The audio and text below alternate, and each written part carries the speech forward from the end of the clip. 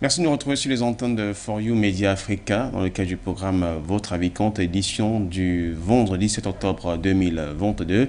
Et l'actualité donc dans le continent nous amène cette fois-ci dans le cadre d'une certaine relation peut-être probable entre l'Ukraine et l'Afrique. Il ne faudrait pas l'oublier. L'Ukraine est donc l'un des plus grands producteurs de blé dans le monde, a très souvent donc nourri les pays africains comme d'autres pays européens. Mais suite notamment à ce conflit qui est lié avec la Russie pour des questions géostratégiques. L'Afrique s'est donc vue coupée et par la suite l'Ukraine aussi de toute relation notamment avec ses partenaires.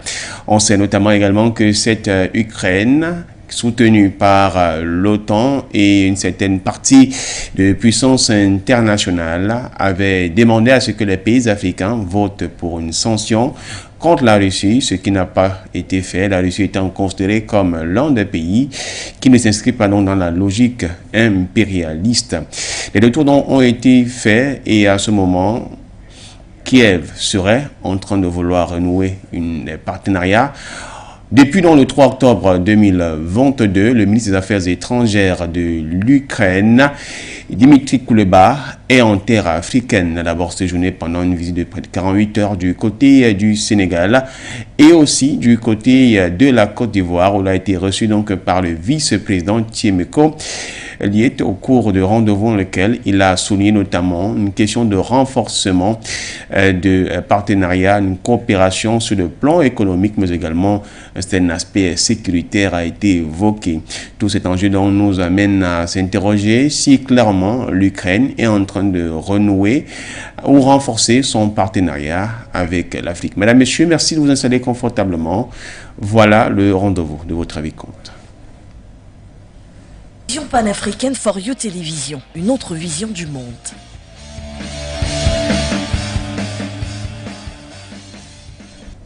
Et pour en parler au cours de ce rendez-vous avec notre partenaire fidèle à nous aussi, et désormais dans la casquette des consultants de cette émission, également avec nous, Souleymane Hamzat, depuis la capitale Cotonou du Bénin, consultant en problématique du terrorisme et spécialiste des questions de protection et de sécurité, grand panafricain coagulé jusque dans ses bottes, reste droit, sans toutefois encenser l'homme. Monsieur, bonjour et bon vendredi. Bonjour, cher frère Roland Wahab. Bonjour à la technique. Bonjour à tous les autres journalistes de cette éminente chaîne. Bonjour à la galaxie patriotique panafricaine et bonjour le monde. Voilà donc, merci à vous. Nous parlons de la tournée du ministre des Affaires étrangères d'Ukraine en Afrique et l'on s'interroge si Kiev tente-t-il de renforcer son partenariat en Afrique. On a pu observer donc que depuis le 3 octobre dernier, le ministre des Affaires étrangères de l'Ukraine est en visite en Afrique. Il a d'abord commencé par une destination, le Sénégal. On me dira certainement parce que c'est là-bas que siège le président en exercice de l'Union africaine, Macky Sall, qui est également aussi le président de la République du Sénégal. Ce pays étant considéré à un moment donné comme l'un des pays où la démocratie se fait. Il y a quelque temps, le président Macky Sall avait également fait une double visite en Russie et en Ukraine. Mais après cela, Dmitry Kuleba s'est directement rendu du côté de la Côte d'Ivoire où il a été reçu non par les autorités ivoiriennes, notamment dont Tiemele Kone, qui est le vice-président donc de la République de Côte d'Ivoire. J'ai pris ces deux exemples d'ailleurs qui sont notamment les deux points majeurs de la visite du ministre des Affaires étrangères en terre africaine. Que peut-on comprendre d'abord de manière péremptoire sur les Madame Hamzat? Déjà, merci de l'opportunité que vous me donnez de manière quotidienne, n'est-ce pas, d'apporter mon point de vue sur l'actualité aussi bien nationale, sous-régionale, africaine que mondiale. La visite du ministre, n'est-ce pas, Dmitry Kuleba, s'inscrit dans trois ordres, n'est-ce pas, d'idées de coopération. À mon avis, je pense qu'il est en train d'aller vers le renforcement, si tel est qu'on peut l'appeler renforcement, parce que l'Ukraine était pour nous, à tout point de vue, un État qui n'avait rien à foutre de l'Afrique, hein, presque. Donc, on ne voyait pas du tout, hein, sur le plan du point de vue diplomatique et surtout des relations internationales. Pour nous, l'Ukraine était un État inexistant. D'autre part, il insiste sur les problèmes liés à la sécurité. Et je ne vois vraiment pas quel est le rapport et dans quel sens aujourd'hui l'Ukraine se découvre un certain intérêt sécuritaire par rapport à l'Afrique. Et enfin, n'est-ce pas, le plus gros des 3 points, le point économique, où on évoque déjà le problème éventuel des sanctions, et on parle du blé, encore que vous et moi, quand nous nous levons le matin, on préfère notre bouillie à la galette, n'est-ce pas, traditionnelle, que d'aller dans une pâtisserie s'acheter des gâteaux de croissants. Donc c'est vous dire quoi? Cette visite est une visite pour moi inopportune. Elle est plutôt une visite qui s'inscrit dans le cadre, n'est-ce pas, des problèmes que traverse aujourd'hui l'Ukraine et éventuellement une possibilité pour lui de raccorder les filons en relançant l'Afrique dans le cadre d'un partenariat qu'il se veut peut-être économique, sécuritaire et d'échange dans le cadre d'un partenariat. L'Ukraine vient dans un monde qui s'est relevé très tôt, mais il vient très tard. Voilà, donc merci. Vous avez donné notamment presque les axes que nous allons évoquer. L'aspect économique, mais beaucoup plus cet aspect sécuritaire, parce que l'on s'interroge énormément. Allons directement au niveau de l'aspect économique. On sait que depuis quelque temps, donc, il y a ce qu'on a appelé un conflit russo-ukrainien entre ces deux pays frontaliers qui sont même d'ailleurs frères. Et au cours de ceci, il y a donc eu que la Russie a eu à engager donc une opération aux côtés, du moins dans en Ukraine, ce qui n'a pas, faut le dire, arrangé pratiquement les choses, mais pour des questions géostratégiques et d'autres questions d'intérêt, la Russie était en train de protéger ses arrières contre notamment l'OTAN.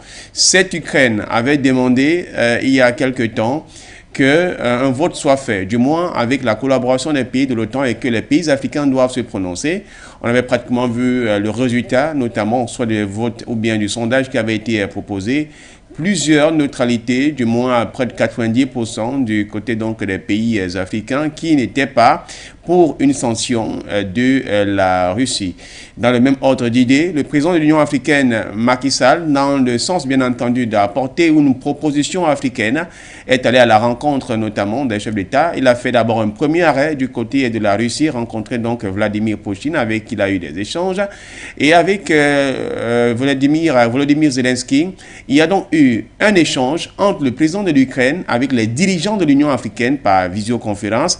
Certainement, ce dernier était en train de vouloir leur montrer tout le bien que l'Ukraine pourrait faire en matière d'alimentation, le monde traversant une certaine crise alimentaire dans ce cas.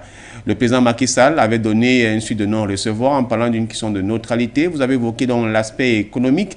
Aujourd'hui, est-ce que cette Ukraine se voit qu'elle est en perte de vitesse sur le plan économique au regard notamment de sa situation actuelle?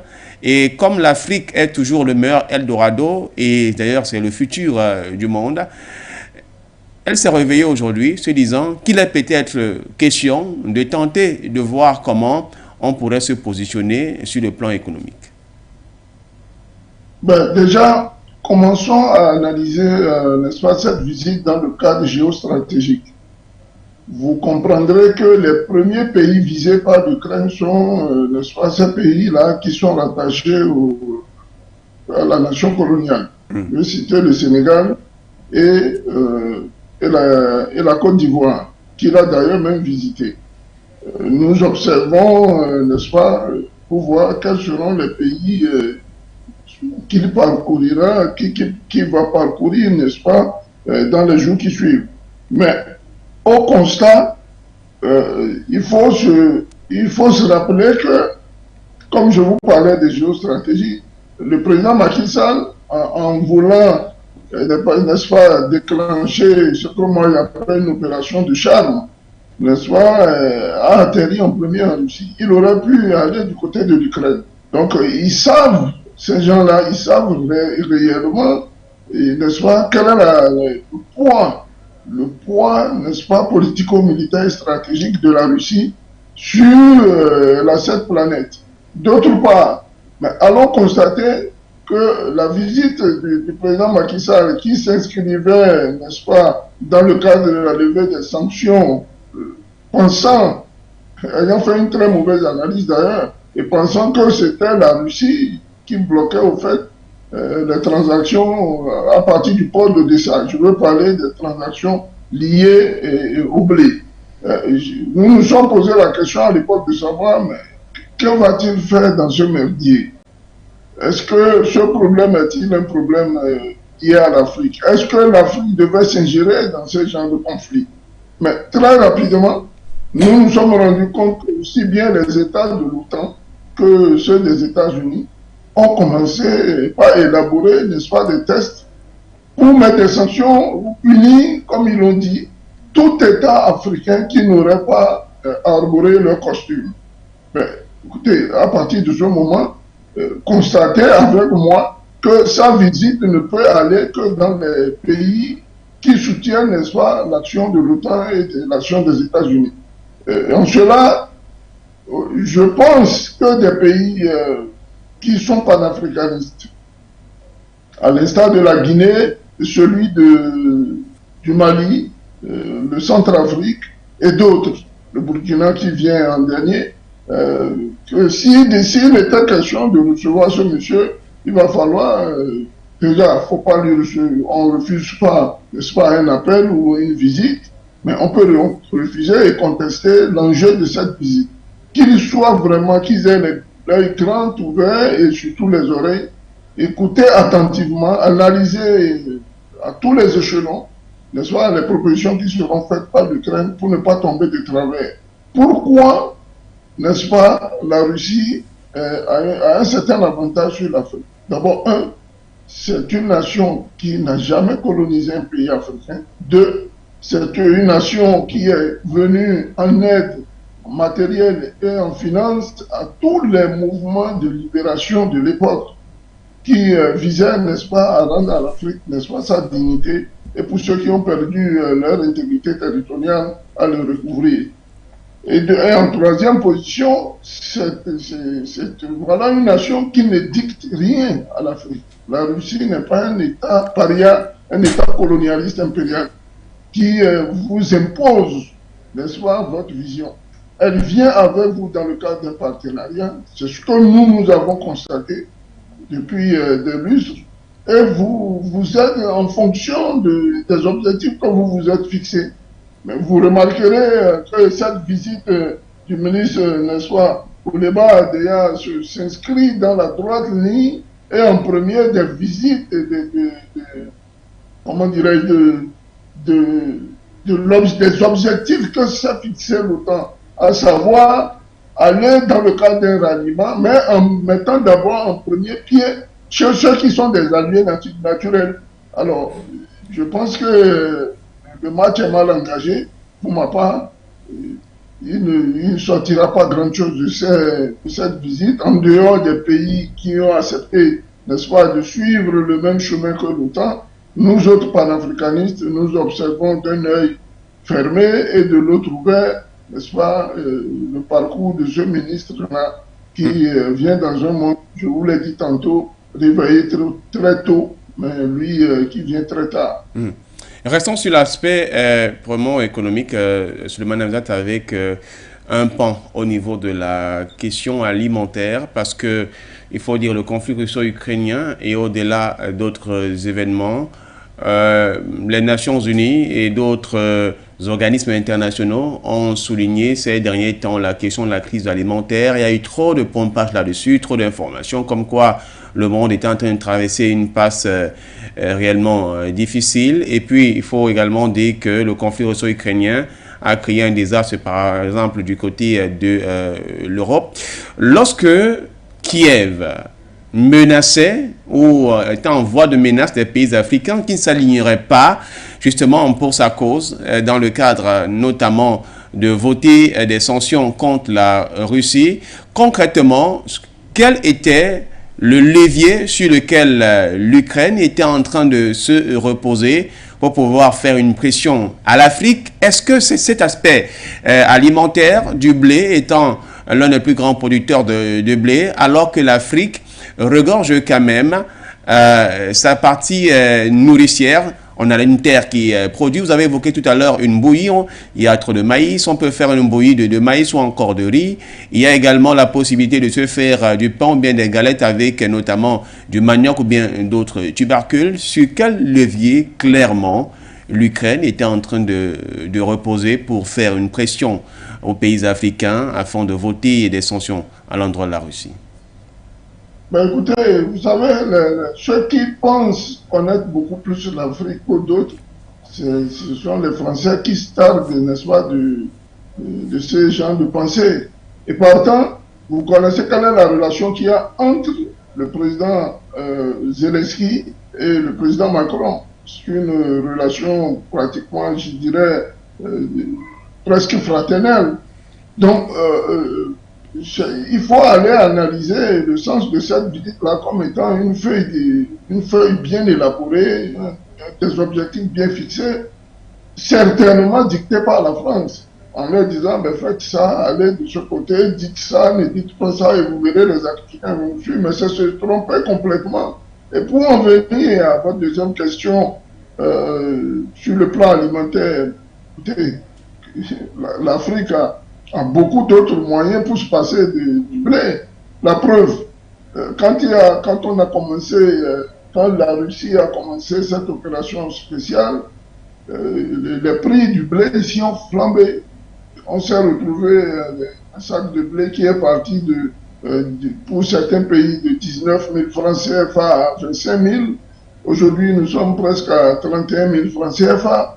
Et cela n'a aucunement affecté l'Afrique, vu que des techniques, n'est-ce pas, ancestrales ont été modernisées, n'est-ce pas, et mises en exergue. En cela que, bon, aujourd'hui, l'Afrique peut, à partir du maïs, du fonio, du mil et du manioc, fabriquer du pain. Bon, moi, je mange ici, j'ai une boulangerie, pas très loin de moi ici. C'est que mes enfants vont le matin acheter du pain de manioc, un pain de qualité d'ailleurs. Donc on peut se passer du blé. Et je voudrais renvoyer, n'est-ce pas, nos téléspectateurs sur la capacité aussi de nos États à prendre leurs responsabilités. Nous sommes la terre la plus fertile du monde, avec tous les courants d'eau que cela peut comporter. Chez nous, ici au Bénin, on a une vallée qu'on appelle la vallée de l'Ouéné, une vallée qui est dite la deuxième vallée la plus riche d'Afrique après le Nil. Et il fallait la mettre n'est-ce pas, en culture, n'est-ce pas, de divers denrées, produits dont aurait besoin l'Africain. Et mieux, aller sur nos marchés, aller constater que l'inflation dont nous avons aussi parlé sur vos antennes, en ce qui concerne le blé en particulier, mais c'était une inflation liée à des commerçants véreux. Le blé n'a jamais impacté, n'est-ce pas, le quotidien alimentaire d'un Africain. Et encore moins, des pays, en tout cas subsahariens. Vous voyez que le blé certainement impacte des pays comme l'Algérie, la Tunisie, la Libye, l'Égypte et autres, parce que ce sont des pays qui ont une consommation alimentaire à forte de denrées de blé. Ils sont dans des gâteaux, souvent des pâtes pour la plupart. Et voilà, c'est des pays qui, contrairement à l'Afrique noire, n'est-ce pas, ont besoin beaucoup plus de blé. Mais la visite j'allais dire, du président Macky Sall à l'époque au président Vladimir Poutine demandant la levée des sanctions, c'était un hors-jeu catastrophique. Un hors-jeu qui, au fait, arrangeait plutôt plus la France, qui d'ailleurs est dans ses déficits jusqu'à là. J'ai lu ce matin-là, vous voyez sur le net, une dame qui fermait malheureusement sa boulangerie en Belgique, du fait d'abord défaut d'énergie, elle n'arrivait pas à payer ses factures électriques, et du défaut de blé.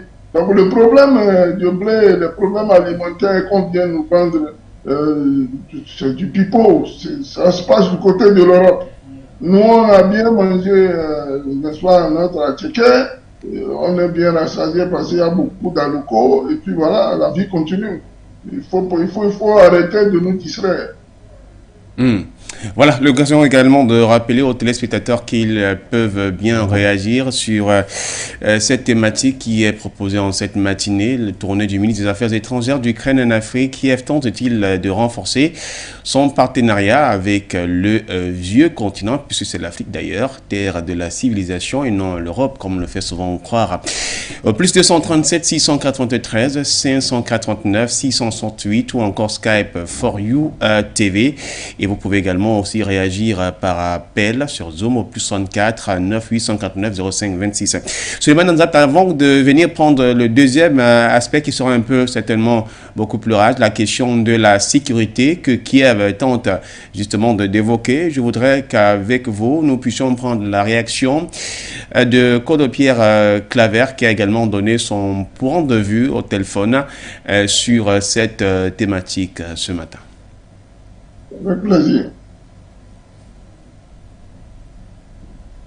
Oui, bonsoir Florent, bonsoir aux téléspectateurs et téléauditeurs de For You Media Africa.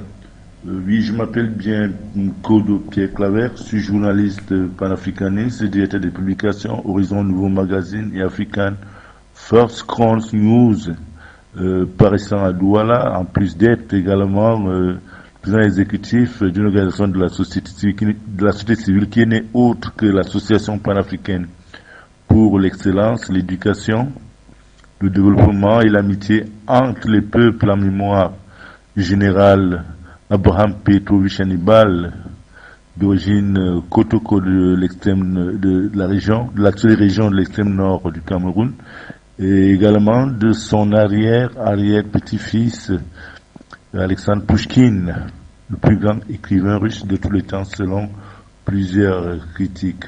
Merci Florent de m'interpeller une fois de plus ce matin pour parler de cette actualité dans le cadre du programme Votre avis compte, à savoir tournée du ministre des Affaires étrangères ukrainienne en Afrique. Kiev tente-t-il de renforcer son partenariat en Afrique?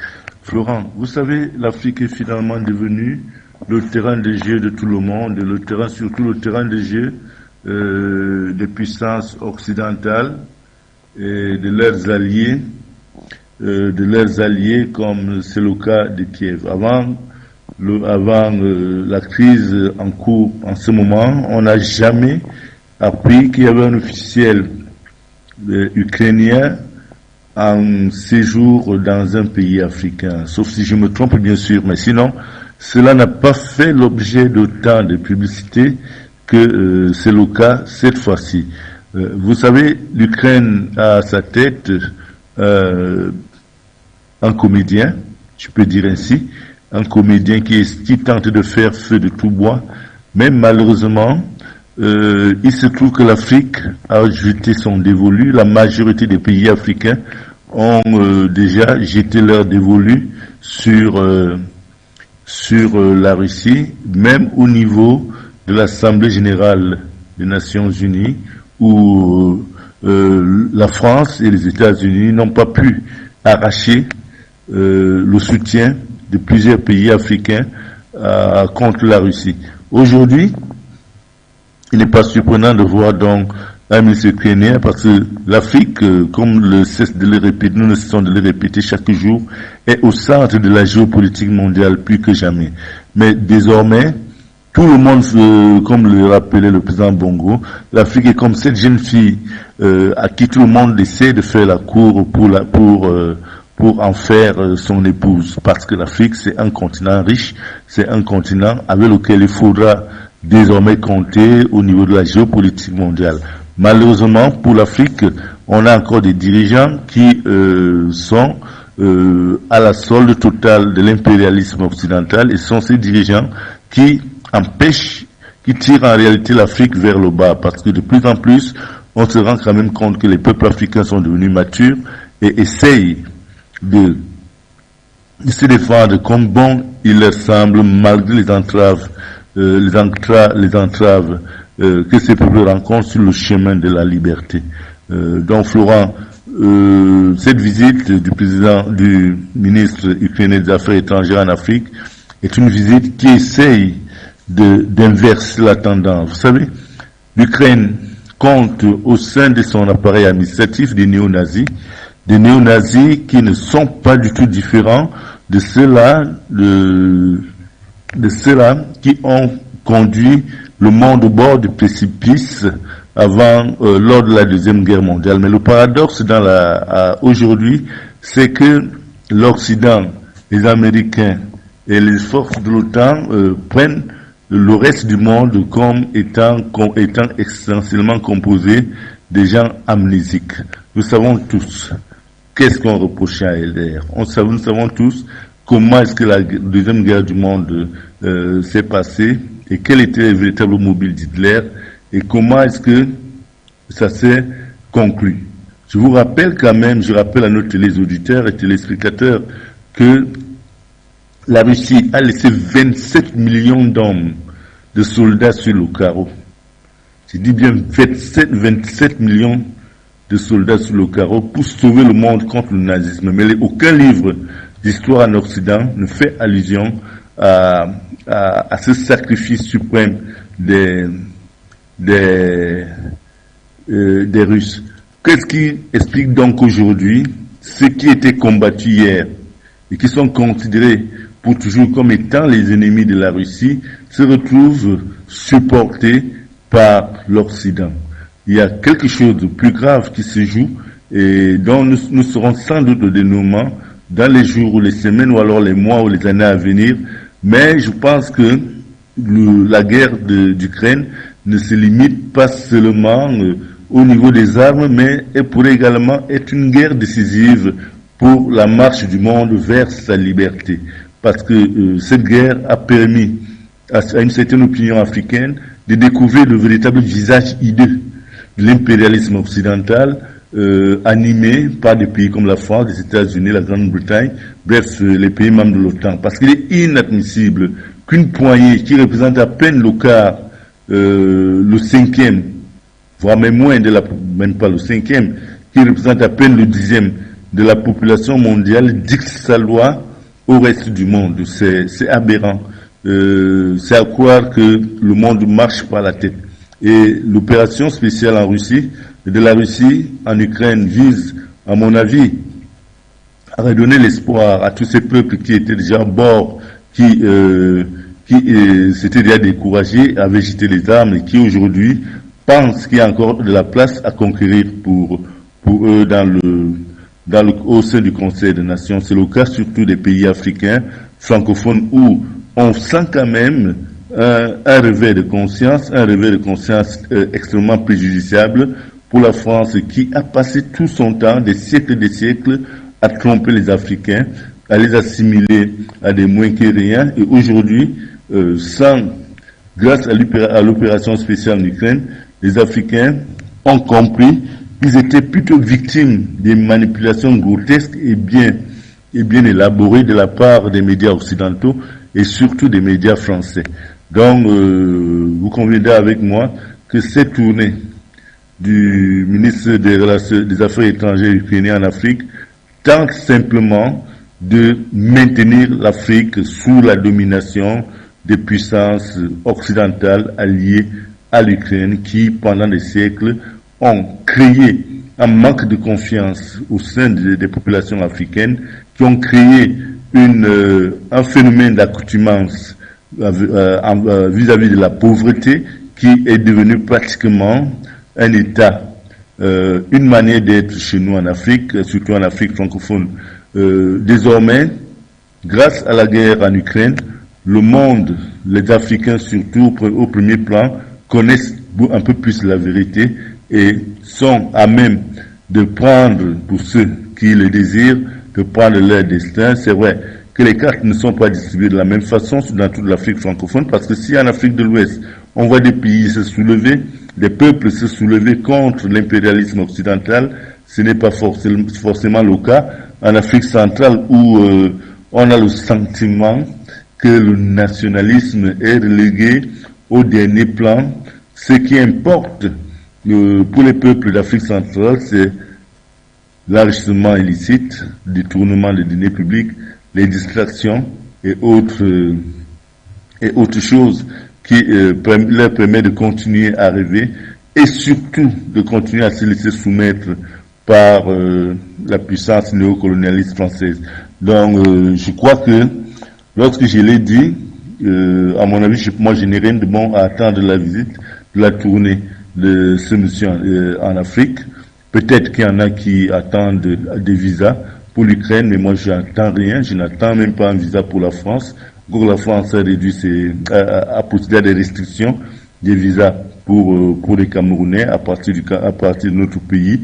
Donc, sincèrement, je pense que les Africains doivent apprendre à compter sur eux-mêmes et surtout apprendre à faire entendre leur voix lorsque leurs intérêts sont menacés. Parce qu'aujourd'hui, c'est les intérêts de l'Afrique qui sont menacés. Même la guerre en Ukraine place l'Afrique au centre de la géopolitique mondiale. Il revient donc aux Africains de prendre la mesure des enjeux et de choisir le camp qui leur convient le mieux. Je n'ai vu de cesse de le répéter dans le cadre de ce programme que les Africains doivent apprendre à considérer leur face-à-face soit comme étant des opportunités, c'est-à-dire ce qui peut leur apporter des solutions à leurs problèmes, soit alors des menaces, c'est-à-dire ce qui les maintiennent dans la dépendance, la misère, comme c'est le cas avec la France. La tournée, à mon avis, de ce monsieur, je suis totalement indifférent parce que l'Ukraine et l'Afrique ne partagent aucune histoire commune. Ce n'est pas à la faveur d'une crise que l'Ukraine va forcer un rapprochement avec l'Afrique. Bon, or, l'Ukraine pourrait peut-être faire cela avec ces pays qui sont inféodés à la France, mais pour ceux-là qui sont en train de construire leur souveraineté, je pense que le ministre ukrainien des Relations extérieures n'y sera pas le bienvenu. Merci Florent et bonne journée à nos téléspectateurs et téléauditeurs. À la prochaine. Merci également à vous, Patriarche Kodon. On rappelle que vous avez réagi depuis la capitale Yaoundé au Cameroun. Souleymane Hamzat, après avoir écouté cette réaction de Kodo Pierre Claver, est-ce que l'on pourrait regarder cette visite dans un autre prisme? Celui, bien entendu, avec notamment l'injonction paternaliste qu'a eu justement à évoquer le porte-parole du département d'État américain vis-à-vis des autorités du Burkina Faso, ne voulant aucune négociation, aucune même action avec la Russie, notamment le groupe militaire Wagner, tel que cela avait été indiqué clairement. De l'autre côté, Volodymyr Zelensky a souligné qu'il ne voudrait aucunement engager une action avec le président Poutine, mais avec la Russie. On voit le ministre ukrainien qui vient directement rendre visite à certains pays qui sont proches, notamment des forces impérialistes, pour le cas de la France. Est-ce que c'est une façon à plusieurs échiquiers pour la force impérialiste, ou sinon l'OTAN qui semble être le grand Manitou de cela avec ses autres puissances, les États-Unis et la France, pour tenter de s'insérer et trouver un certain enjeu pour contrer en fait l'expansion russe en Afrique? Écoutez, pour répondre à ces trois questions, je commencerai d'abord par vous dire que celui qui refuse un dialogue pendant qu'il est en guerre, c'est quelqu'un qui a de très mauvaise foi. Vous voyez, je vous ai dit il y a 2 jours sur une émission que le président Zelensky était un suicidaire. C'est quelqu'un qui n'a rien à foutre de son peuple. Un dirigeant qui est conscient ne jette pas son peuple sur les routes de l'exil. C'est ce qu'il a fait. Et plusieurs fois, vous voyez, les appels à une cessation des hostilités, à un arrêt des combats, viennent toujours de la Russie. D'ailleurs, qui n'est pas écouté ni par les Nations Unies, ni par l'OTAN, ni par les États-Unis d'Amérique. Donc, c'est vous dire que déjà, sur le plan militaire, on ne peut pas discuter avec quelqu'un qui ne veut pas entendre raison. Alors, la visite de ce ministre-là en Afrique s'inscrit pour nous doublement dans un fiasco, puisque nos dirigeants feraient mieux de lui poser la question de savoir mais pourquoi vous refusez, n'est-ce pas, d'aller à la table de négociation.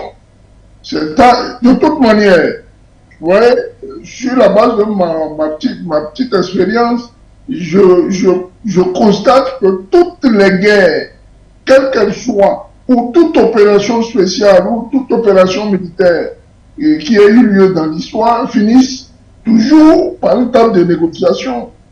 Alors, si le moment est propice, n'est-ce pas, à ce genre de négociation, pourquoi refuser d'aller à ce genre de négociation si tel est qui ne se cache pas, n'est-ce pas, un plan machiavélique et destructif derrière leur comportement.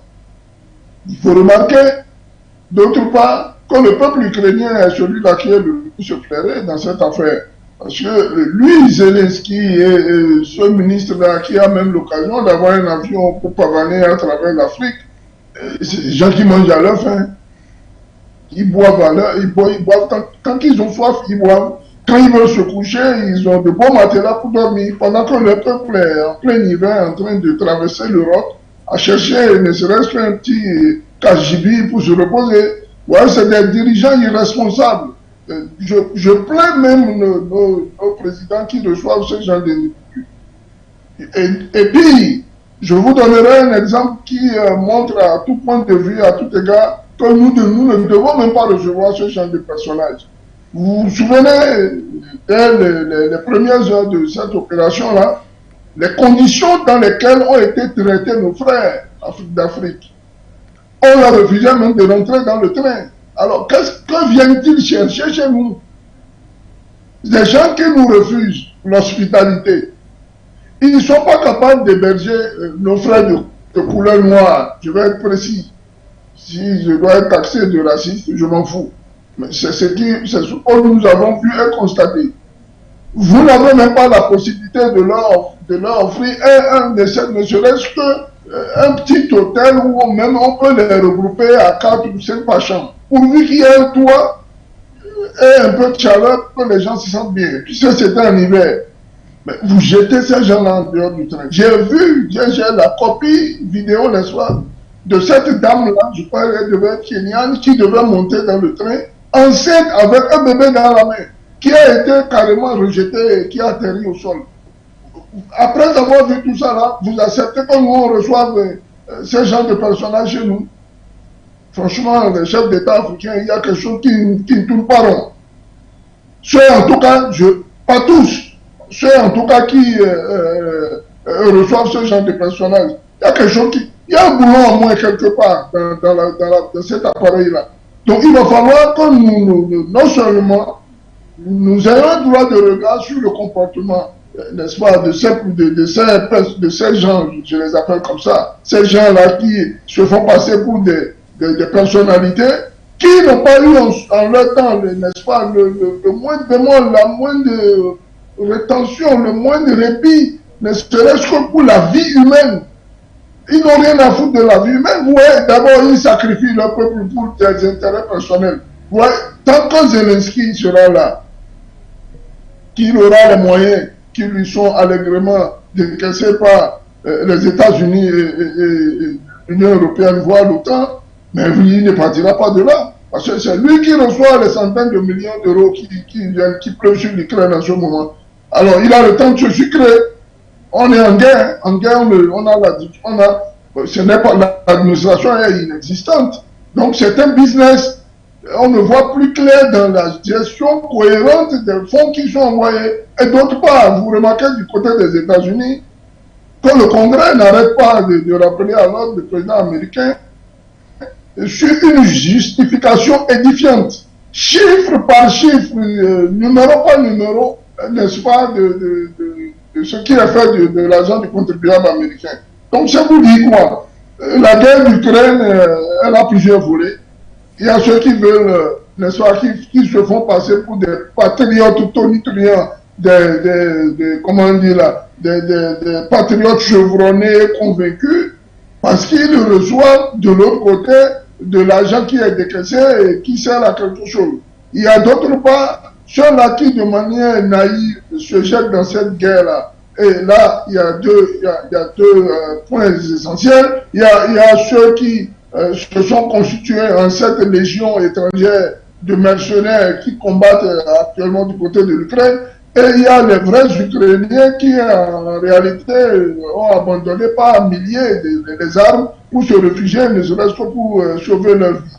Et en dernier, il y a ceux-là qui sont baignés dans les trafics, sachant que je vous ai dit ici souvent que le président Zelensky lui-même, en ce qui concerne les armes, je ne parlerai pas de finances parce qu'on n'entend jamais parler de comment l'argent a été géré, mais je vous parlerai des armes pour vous dire qu'il a dit publiquement qu'il ne recevait pas la totalité des armes. Où passent les armes? Qui les a? À qui sont-ils destinés, ces armes-là qui disparaissent? Alors, vous voyez que le conflit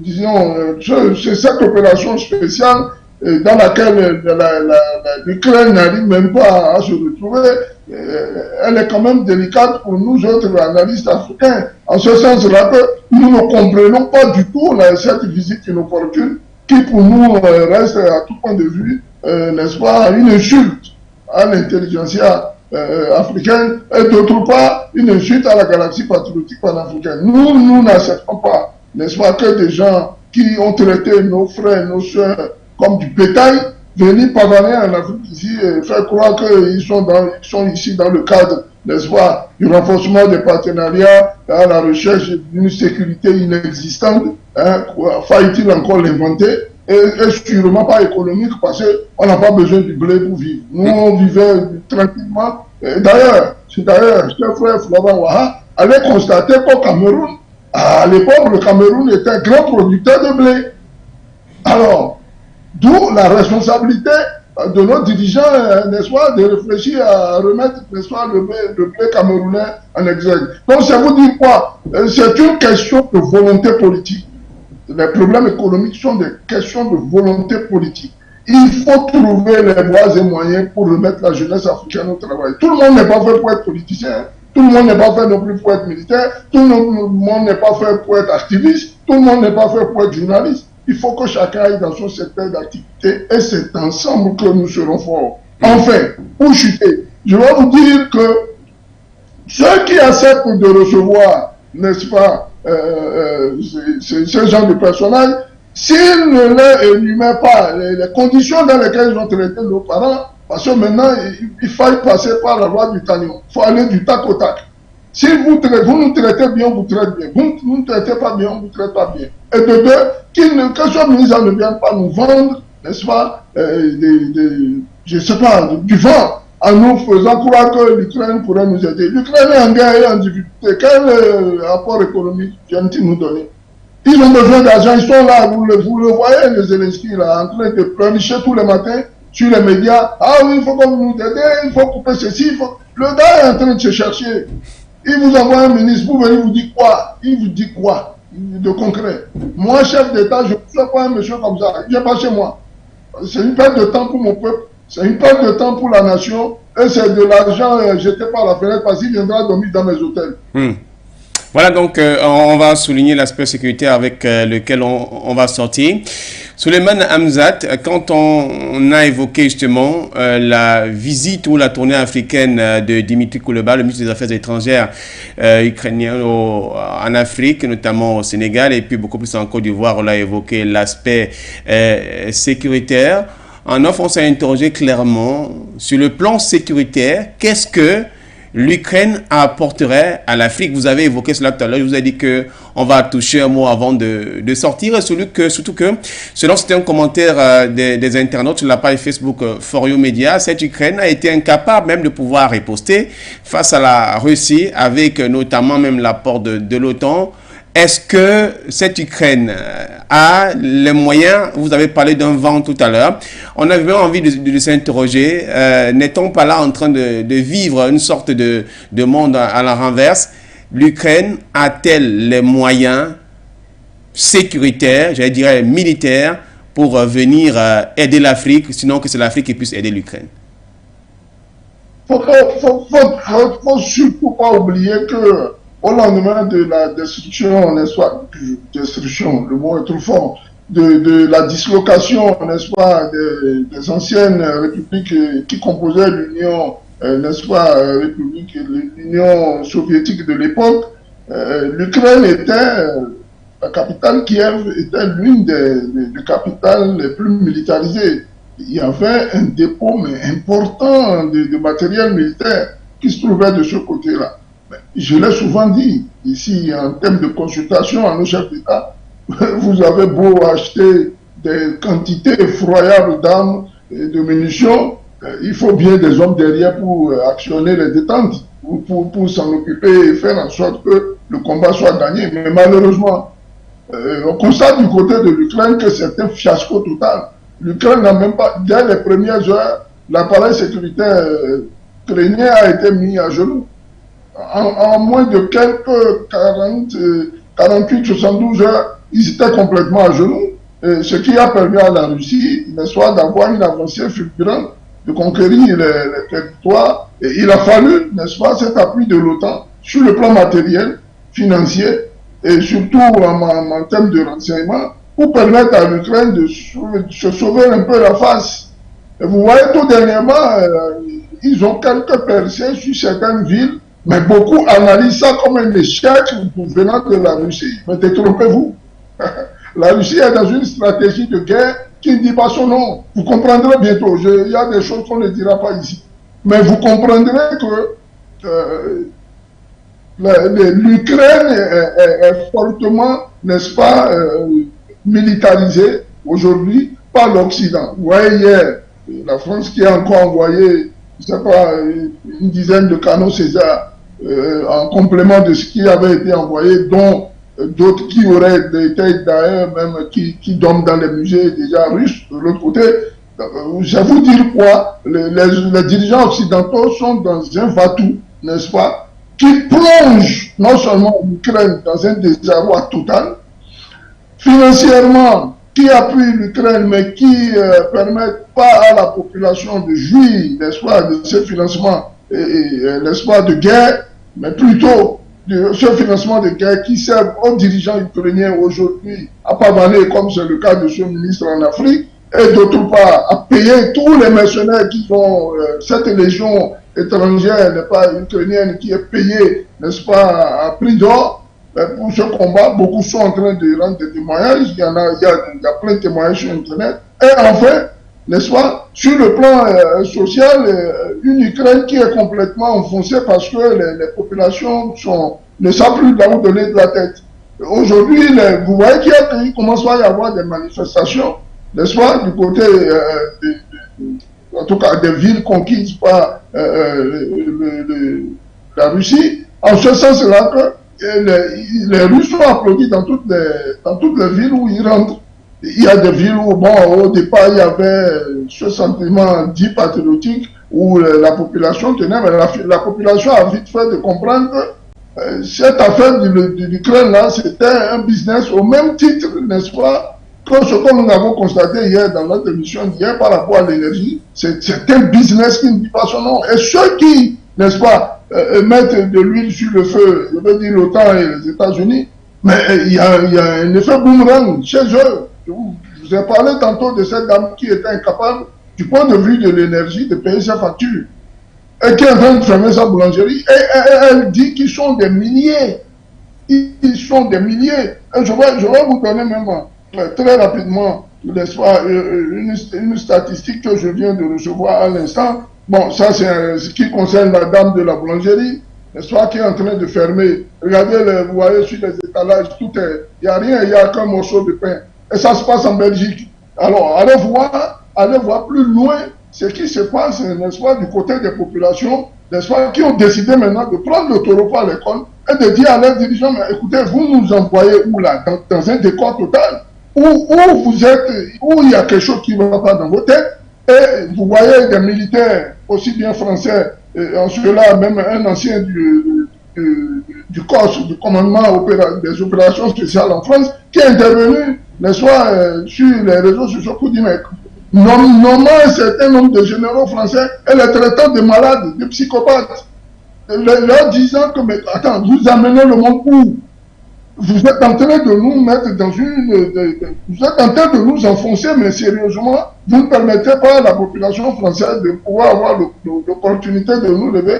Et regardez, par rapport même à ces sanctions-là qui font aujourd'hui que le monde occidental souffre, et ils n'osent pas le dire de manière aussi forte, mais allez constater que le peuple se désolidarise complètement du point de vue énergétique de la politique américaine, en leur disant, mais vous voulez qu'on ouvre le robinet, ben nous, il faut bien payer si vous voulez qu'on ouvre le robinet.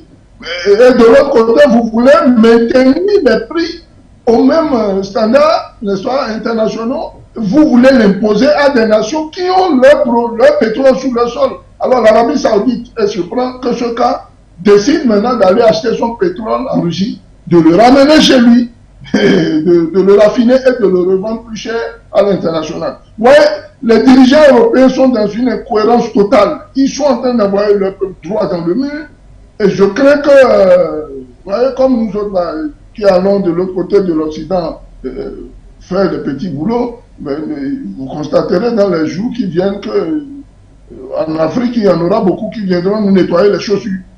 C'est un souhait, c'est un vœu. Et je voudrais, dans le cadre de cette émission, pour chuter, avoir un coup de gueule. Il y a une dame en Côte d'Ivoire qui a ouvert un restaurant, je ne me rappelle même plus du restaurant, ou bien un truc là, qui est en train de faire, ça fait la une de la presse aujourd'hui en Côte d'Ivoire, où c'est écrit interdit aux Noirs. Mais on est où? Qu'est-ce que c'est que ce bordel? On est en Afrique là. Les autorités ivoiriennes ont intérêt à fermer cette connerie. Et cette chose-là mérite d'être jetée sur le premier vol. Je serai à la commande d'un État de ce genre. Elle n'aurait même pas fait 3 minutes de plus sur le territoire. Mais on est où? Vous venez chez nous pour nous imposer là où nous devons passer et ce que nous devons faire. C'était mon coup de gueule, cher frère Florent Waha.